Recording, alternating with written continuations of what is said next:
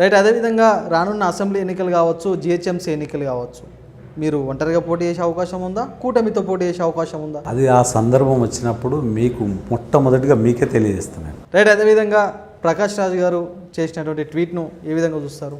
అసలు ఆయన పట్టించుకో, మేము ఎవరు ఉన్నారా? ప్రకాష్ రాజ్ ఎవరు ఉన్నారా? ఏదో పేరున్నా సినీ నటుడు స్టారే కదా.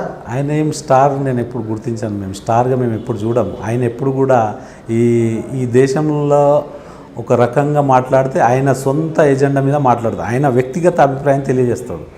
అట్లా చాలామంది ఉన్నారు ఈ దేశంలో. అసంటోళ్ళ గురించి మనం మాట్లాడి వాళ్ళని హైలైట్ చేయడం వేస్ట్. ప్రస్తుతం తెలంగాణ రాష్ట్ర జనసేన పార్టీకి ఇప్పటివరకు ఒక రాష్ట్ర అధ్యక్షుని ఎందుకు నియమించలేకపోతుంది? ఇప్పుడు రాబోయే రోజుల్లో మేము నిర్ణయం తీసుకున్నాము. కమిటీలు కూడా అతి త్వరలో పడతాయి. మా వైపు లేదు, అది పార్టీ నిర్ణయం ఉంటుంది. ప్రెసిడెంట్ గారు ఎవరిని నిర్ణయం తీసుకుంటే వాళ్ళే ఉంటారు. వాళ్ళతో పాటు ఒక కార్యకర్తకు కూడా పనిచేయడానికి నేను సిద్ధంగా ఉన్నా. ఎందుకంటే ఈయనతో జనసేన అధినేత పవన్ కళ్యాణ్ గారు భావాలు నచ్చిన వాళ్ళు ఎవరైనా సరే పార్టీలో వస్తే వాళ్ళకు పెద్దపీఠం వేయడానికి మేము సిద్ధంగా ఉన్నాం.